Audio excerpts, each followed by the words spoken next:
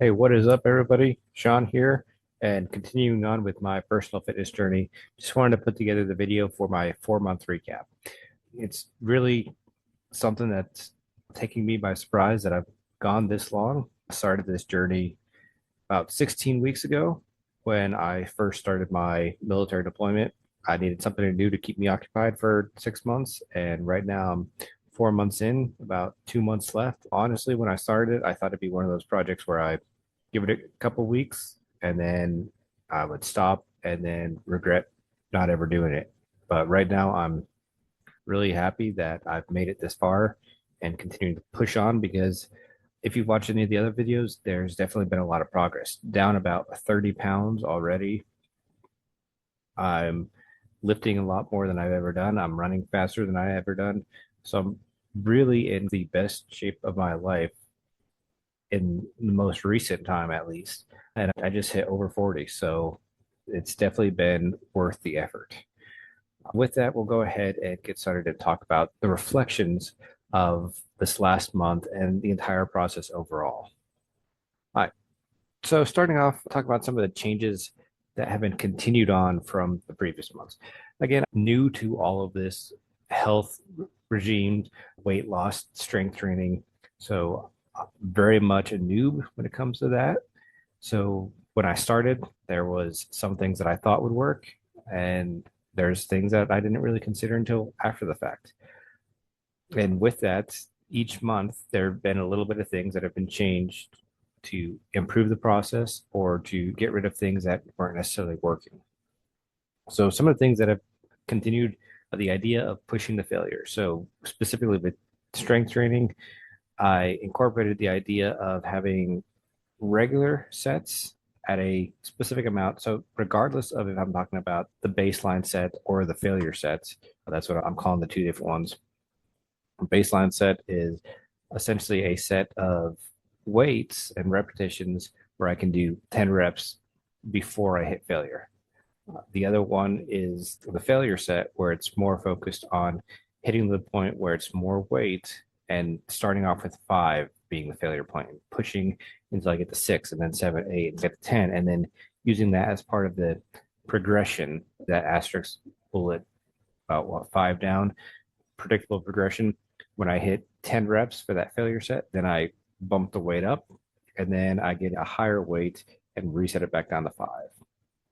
So far, it seems to be working pretty well for me. It allows me to know when I need to go up in weights, and it still allows me to essentially hit failure for every exercise that I'm working on. Another thing that I carried over from previous months is having more fruits in my diet. When I first started, it was very protein heavy, very grain heavy, even.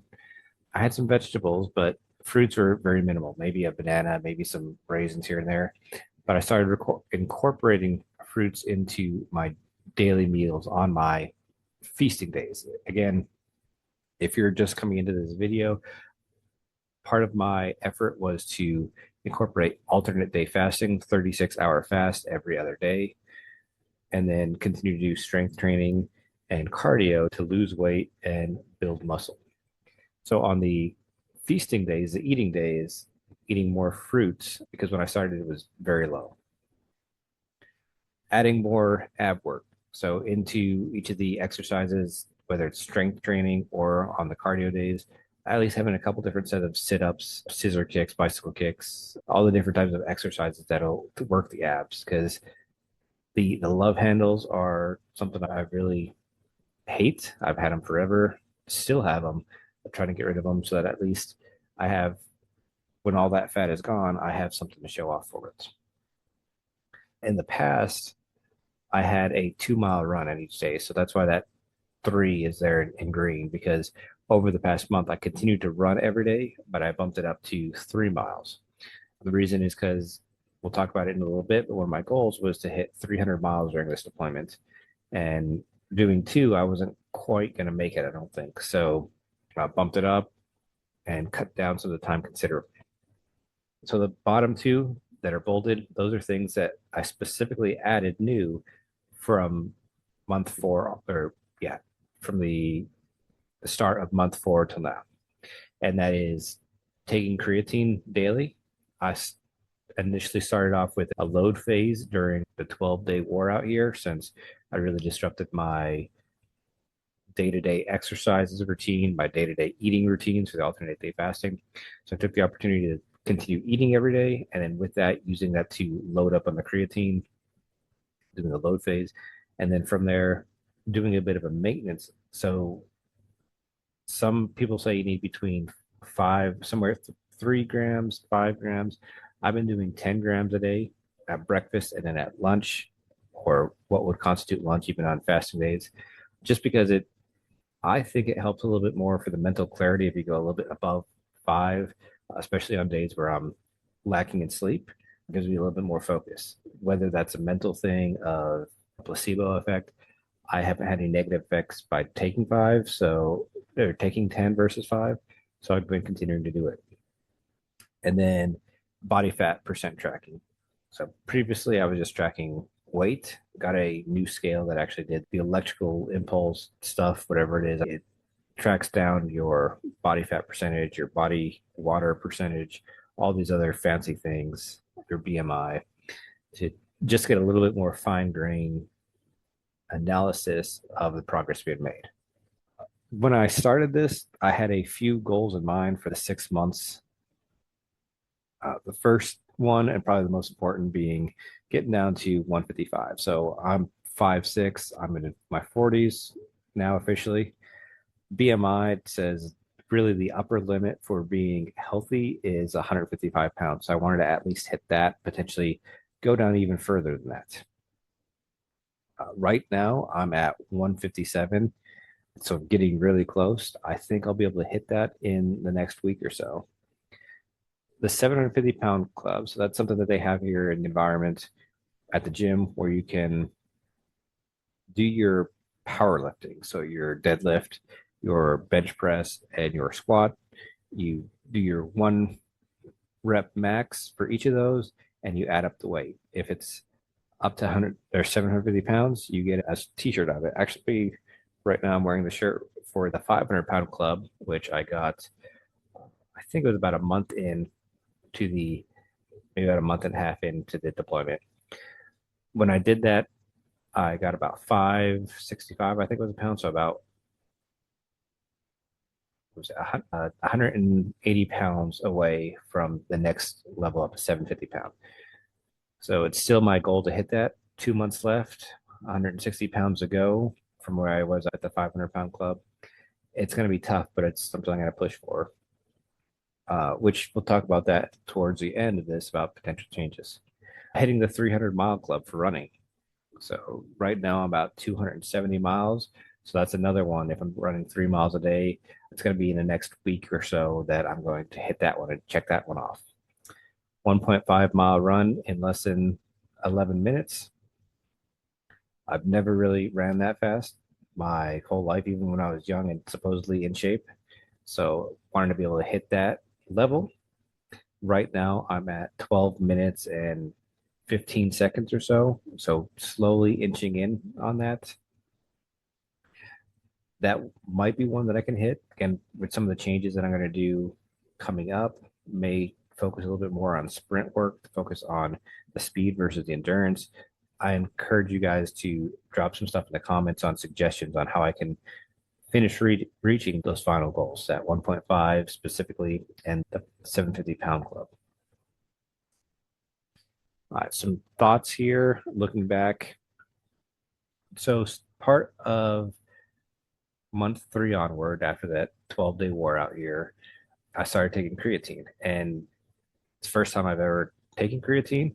And from my experience, I can say it's very helpful.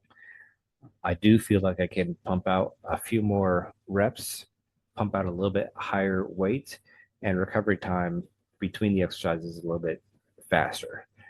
So it's allowing me to get a little bit further along. In addition, it gives my physique a better appearance, at least from what I can tell, because you can see the muscles, mainly from the water probably, being filled up a little bit more definition to them. For the first 3 months or so, yeah, I was definitely losing weight, looking thin, but not so much seeing more muscle. I think with the creatine, it really helps with that. weight is hard to predict. So one of the things that I've been doing is I think it was around month two, maybe between month two and three, is I started to try to track the calories that I'm taking on a day-to-day basis because again saying day-to-day because I eat every other day because I realized at that point when my weight shot up one of the weeks that the food that I was eating was way more calories than I anticipated. So I ended up using Fitness Pal and using that to track roughly the estimated calories that I'm intaking and then the activity for the exercises, the cardio in particular, that I'm helping to burn so that I lose weight on a week to week basis. Now, with that, I've been trying to figure out what my baseline no shit calorie requirements are. Some of the weeks I put that at 2,450. When I add in the estimated calories from cardio and then the estimated calories from eating food, the calculation was pretty close for how many pounds I would lose if I was assuming each pound of fat is 3,500 calories. But there's other weeks I do exactly the same thing, and I would expect to lose a specific amount. I would expect to lose about 2 pounds, and I either stayed the same or I actually went up in my weight. So I haven't quite cracked the code on that. I don't know exactly what's going on, but being able to predict what you're doing and what your weight will be afterwards is really hard. Fast reps. So I talked with some of the folks here at the gym because I noticed when they're going to the gym, they're pumping up really fast with their weights. I always thought you should do it slow and methodical with the time under tension. Apparently, there's some evidence out there. There's some discussion points where if you do faster reps, you can do higher weight because it allows your body to get the fast twitch, slow twitch fibers in there so that more muscles are engaged and it helps build strength faster. So I started incorporating that into my exercises. I still get some slow ones because especially when I get into a failure, it doesn't matter how fast I'm going. Once I get to failure, that exercise is going to slow down considerably. It's hard to gain strength and lose weight at the same time. I mentioned this one at the 3 month reflection, but essentially I hit a lot of plateaus as I've gone through here. And a lot of it is simply because I'm burning more calories than I'm taking in. So it's really hard to have that excess calories to build muscle, to build that strength while still losing weight. And then love handles are hard to get rid of. I'm just about at 155 pounds, right around 17% body fat. I can start to see my abs there, but I can also grab chunks of love handles right next to the abs, even at 155.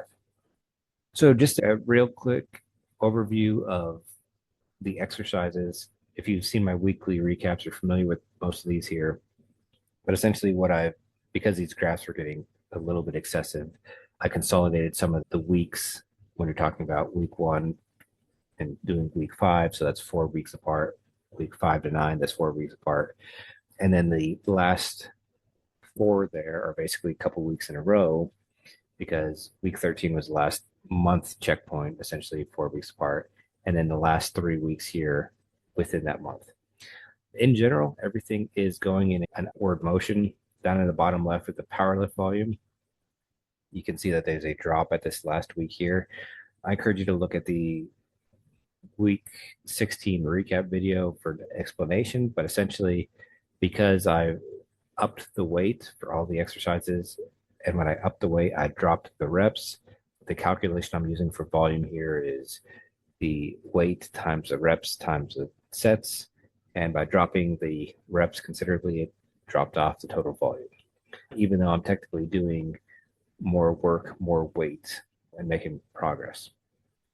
I haven't quite figured out a better way to do that. Again, if you have suggestions, throw it down in the comments, but it's just some mechanism I have for tracking. And of course, you can see the 1.5 mile run there as well. My goal is slightly above this line here. So I'm slowly inching my way down towards it, especially from where I started. All right, so where are we at now? Top left is where I started week 0 before I actually did anything. Down here on the bottom right is where I'm at this week. Definitely a lot thinner around the neck, around the base, even in the belly. You can see that there's less fat. You can even see a little bit more tone. Some of that is probably attributable to the creatine and water absorption, but it also is associated with muscle build and strength. The chart there on top is the overall weight that I've had. And again, this is where you can see that there's some of those weeks where even though I'm doing the same thing week over week, some of them I stay pretty stagnant, some of them I drop down quite a bit and then go stagnant again. The caveat here is week 11. That was a 12-day war here. Everything got disrupted for basically a week and a half here, almost 2 weeks. Saw a weight increase there. Some of that weight increase was also associated with the creatine loading. So there's some weight there. This one here, this red line is essentially 0 weight change. So anything below that line is actually a weight gain in the negative direction.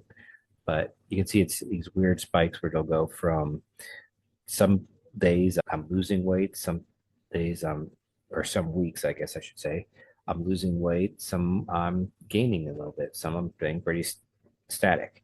It's following this weird spike pattern. I don't know exactly why. But if you have any insight on potentially why that is, drop a comment on here and let me know. All right, so what are some of the changes coming up for month 5 and beyond?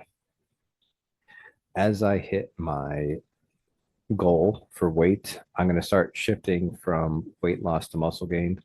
I don't think I can do another 2 months of fairly constant weight loss. I'd probably be down to 115, 120 pounds, which is then getting to underweight territory. And I do still want to hit that 750-pound club. With that, I need to be able to focus more on strength. Some of my exercises are going to change with that. Some of the things I'm thinking about incorporating is additional weight training days, maybe some of the more cardio intensive days, using the stair stepper, the bike, the jump rope, maybe switching those out for more exercises that'll focus on arm strength or leg strength that can be used for the deadlift, the squat, and the bench press. If you guys have exercises that you do for powerlifting that are suggestions that I can incorporate, one of the things that I've seen a lot of people doing is the farmer carries, where you have the weights, you just grab them and you walk. So probably going to try to incorporate some of those for grip strength, a couple different varieties of the bench press, not just a regular one, but also the inclined, different exercises that I might do to focus on those muscle groups to push to that edge for the 750-pound club. And then with that, if I'm going to do more strength training, it doesn't really make sense to do that and still fast all day. You need to have that protein for recovery, potentially thinking either having breakfast every day and shifting from a 36-hour fast to a 24-hour fast, because I still do want to have some fasting built into it. There's benefits from the autophagy that comes in, the fat burning, the overall energy getting into ketosis, potentially the effects with the brain or the BDNF production. If you can hit that with a 24-hour fast, maybe. I don't know. But along with that, essentially shifting from a 24-hour fast and then on the weekends, essentially doing a longer 48-hour fast. So just a couple ideas I'm floating around. Again, I encourage you to leave comments on ways that you could do it, because I don't want to necessarily keep doing the 36-hour fast and having such a significant calorie deficit that it's hindering my muscle gain. So let me know your thoughts, but I also don't want to give up fasting completely. All right, so with that, I think that is the last thing I have here. Thank you all for watching the videos. Thank you all for supporting this, the new people that have subscribed. Thank you for being here. Share this with the friends, and that for now, that's all I have.